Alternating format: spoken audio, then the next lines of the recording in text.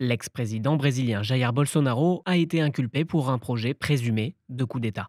Intitulé Opération Poignard vert et jaune, le projet devait avoir lieu entre la défaite électorale de Jair Bolsonaro, fin octobre 2022, et avant l'investiture, le 1er janvier 2023, de son successeur Lula. L'opération envisageait jusqu'à la mort par empoisonnement du nouveau président, du vice-président élu et d'un juge de la Cour suprême. Le tout devait être mis à exécution par des membres des forces spéciales de l'armée. Selon le parquet, cette conspiration présumée avait pour leader le président Jair Bolsonaro et son candidat à la vice-présidence, Walter Braga Neto. Maintenant que Jair Bolsonaro et 33 autres suspects ont été inculpés, c'est à la Cour suprême de décider de l'ouverture d'un procès ou non. Quelques heures avant son inculpation, Jair Bolsonaro avait réagi à ces accusations. Eu não tenho nenhuma preocupação com as acusações, zero.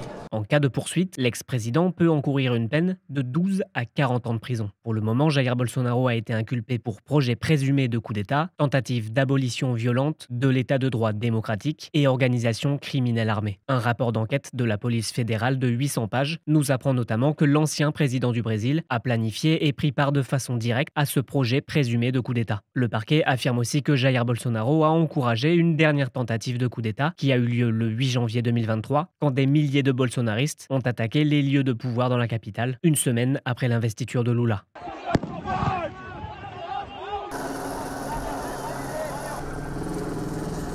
Ce mardi, il soutenait d'ailleurs toujours ces personnes, poussant pour qu'ils soient amnistiés.